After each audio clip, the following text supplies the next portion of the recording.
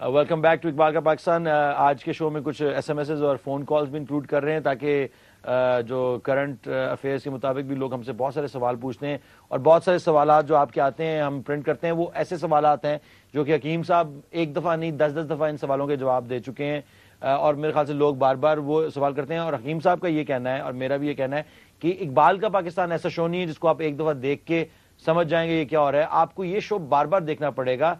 Record کر لیں یا یوٹیوب کے اوپر جائیں, یوٹیوب کے اوپر جا کے اقبال کا پاکستان ٹائپ کریں, آپ کو سارے ایپیسوڈ ملیں گے. اس کے علاوہ بہت سارے اور لنکس ہیں, بہت ساری اور ویب سائٹس ہیں جنہوں نے یہ شو اپنے اپنے لنکس پہ ڈالا ہوا ہے. تو لائک اے سیٹ کہ اقبال کا پاکستان ایسا شو نہیں ہے جو آپ اس کو ایک دفعہ دیکھیں گے اور سمجھ جائیں گے. اس وقت ہم ایک کال لیتے ہیں. ہیلو, السلام علیکم جی, کون سا بول رہے ہیں؟ متین نصرت بات کر رہا ہوں کراچی سے. کیسے ہیں آپ؟ دعائیں سر آپ کی, آپ کیسے ہیں؟ اللہ کا شکر. جی جی, کیا سوال پوچھنا چاہیں گے آپ؟ سوال تو پہلے تو زید صاحب کو سلام. وعلیکم السلام متین. السلام علیکم متین کو اپنی ذرا بات کراچی. جی جی, سن رہے ہیں آپ کی بات, سوال کیجئے. سوال میرا ایک چھوٹا سا یہ تھا کہ اقبال نے ملا ازم اور صوفی ازم دونوں کو بڑا کرٹیسائز کیا. اپنے جتنے بھی افکار ہیں, جتنی بھی نظامین ہیں, جتنی بھی غزلیات ہیں, تو ان کے اندر انہوں نے کرٹیسائز صوفی ازم کو اور ملا ازم دونوں کو کیا. سوال یہ ہے کہ جب یہ دونوں رستے نہیں ہیں تو پھر وہ تیسرا راستہ کون سا ہے؟ وہ کون سا اسپرچل ریولیوشن کا راستہ ہے یا کون سا راستہ ہے کہ جس کو ہم اپنائیں جو کہ ہمارے اندر ایک تبدیلی پیدا کرے؟ Number 1. Now the second question is کہ اقبال کی کلام میں رول آف ویمن کیا ہے؟ رول آف ویمن, جیسے عورتوں کا کیا کردار ہے؟ جی, جیسا کہ انہوں نے اپنی فاطمہ بنت عبداللہ میں کہا اور آپ کا ضرب کلیم کے اندر انہوں نے ایک پورا چیپٹر عورتوں کے اوپر لکھا ہے. ان کا رول بتایا ہے کہ ان کا کیا رول ہونا چاہیے مسلم معاشرے میں. ہماری مائیں, ہماری بہنیں, وہ ہمارے ملک کے لیے کیا کر سکتی ہیں اور امت مسلمہ کے لیے ان کا کیا کردار ہو سکتا ہے. بہت بہت شکریہ سر آپ کا متین صاحب. جی حکیم صاحب, بڑا زبردست سوال کیا سیکنڈ والا, بہت خوبصورت. ایک بات کو جس کو سمجھنے کی ضرورت ہے کہ تاریخ اسلام میں علماء ہمیشہ دو طرح کے رہے ہیں. ایک علماء سو ہیں, ایک علماء حق ہیں.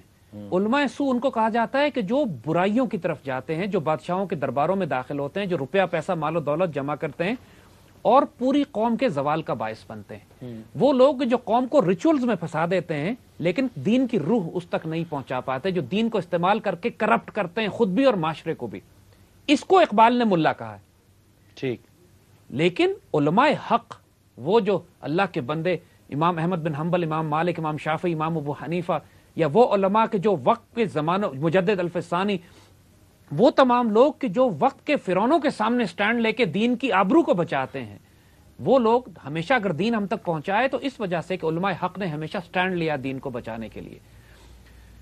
اقبال ان کو کبھی کرٹیسائز نہیں کرتے, ان کی تو بلکہ انہی کی طرف سے رہنمائی لیتے ہیں, انہی کی مثالیں بنا کے ہمیں دیتے ہیں.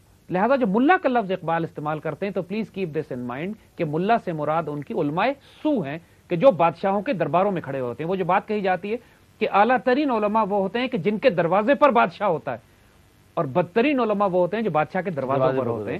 تو اس میں فرق کیجئے. اسی طرح جب اقبال نے صوفی کو کنڈیم کیا ہے تو انہوں نے ان گدی نشین, ان پیروں کو, ان خانقاہ والوں کو, ان پیروں کی بات کی ہے کہ جو دین کے, روحانیت کے, اسپرچوالٹی کے, تزکیے کے ڈائنامک کانسیپٹ کو ترک کر کے صرف اپنے اس طریقت کے سلسلے کو ایکسپلائٹ کر رہے ہیں اس لیے کہ ان کے باپ دادا کوئی اللہ کے ولی تھے یا نیک تھے. یعنی قبروں کی لٹرلی جو تجارت کی جا رہی ہے, اقبال نے قبروں کی تجارت کا لفظ جو استعمال کیا ہے. اور جس صوفی کو انہوں نے کنڈیم کیا ہے وہ ہے کہ جو آج کے ایسے دور میں کہ جب مسلمان ذلت کا شکار ہوں, جب مسلمانوں کو جہاد کی ضرورت ہو, جب مسلمانوں کو جدوجہد مسلسل کی ضرورت ہو, جب مسلمانوں کو وسط افلاق میں آسمان کی بلندیوں پر تکبیر دینے کی ضرورت ہو اور ایک مسلسل تصادم ہو اس کا ایک اپنے نظام کے ساتھ اور نیا نظام کریٹ کرنا ہو, ایسے موقع پر اگر وہ مسلمان سے یہ کہے کہ تم ایک خانقاہ میں بیٹھ جاؤ اور صرف اللہ اللہ کرو اور اللہ کا ذکر کرو, اپنے آپ کو تربیت دو اور معاشرے کو چھوڑو, تو ایسے صوفی کو اقبال نے کنڈیم کیا. ٹھیک, جب انہوں نے کہا, جب جو اقبال کی ڈاکٹرن یہ ہے کہ نکل کر خانقاہوں سے ادا کر رسم شبیری, جب وہ کہتے ہیں کہ صوفی کی روشن ضمیری چلی گئی, یعنی جو اصل صوفی اس کو کہتے تھے کہ جس کا باطن پاک تھا, جس کا رزق حلال تھا, جس کی ایک نگاہ سے لوگوں کی تقدیریں بدلتی تھی, جب وہ ختم ہو گئے وہ لوگ اور صرف وہ ٹریڈیشن رہ گیا, رسم ازاں رہ گئی, روح بلالی نہ رہی, اس کو کنڈیم کیا ہے اقبال نے. تو صوفی اور پیر جس کو اقبال نے جنرلی کرٹیسائز کیا ہے وہ نیگیٹو کونوٹیشنز میں